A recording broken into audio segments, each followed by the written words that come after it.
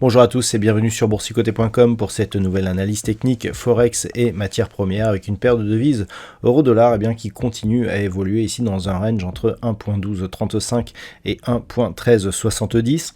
Nous avons des phases de volatilité donc à l'intérieur de ce range qui peuvent paraître rapides mais qui au final restent donc dans cette neutralité. On est rentré dans ce range ici sur cette phase, donc on était dans le courant du mois de novembre et depuis on est dans une extrême stabilité.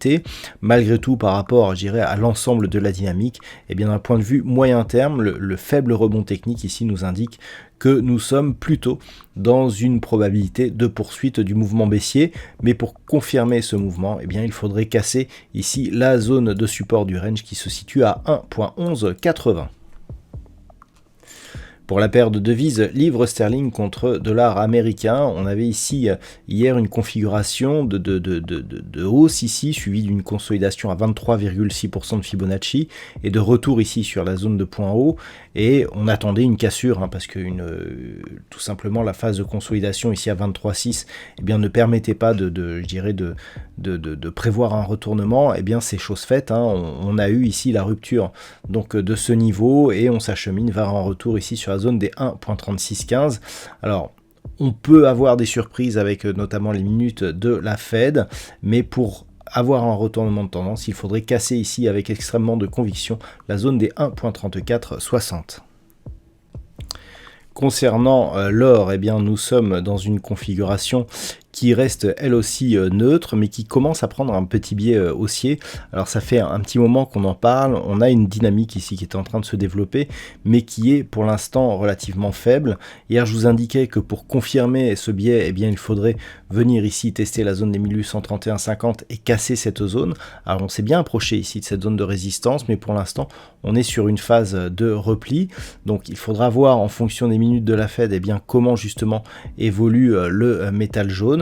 Mais si les cours ne parviennent pas ici à casser cette zone de résistance, on pourrait bien avoir ici un affaiblissement d'une dynamique qui était déjà relativement faible et donc une neutralisation entre 1807 et 1831,50.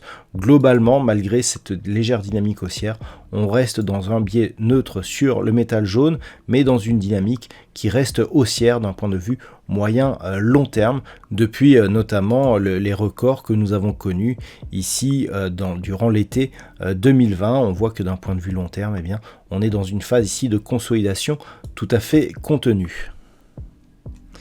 Et puis enfin on termine avec le WTI qui semble avoir confirmé ici le retour sur la zone des 75 $ le baril. Ce niveau a bien agi comme niveau de support, c'était assez important comme test puisqu'il s'agissait d'une ancienne résistance majeure. Et donc on évolue ici vers de nouveaux plus hauts significatifs de tendance très court terme.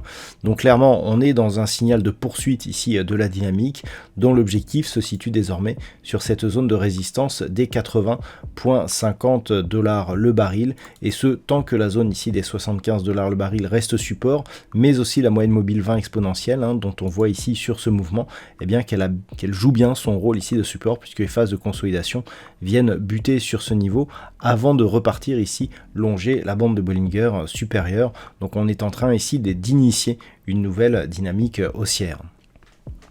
Voilà donc ce que l'on peut dire sur cette analyse technique Forex et matières premières. Je vous souhaite une très bonne soirée et on se retrouve dès demain pour d'autres analyses techniques, toujours sur le site boursicoté.com.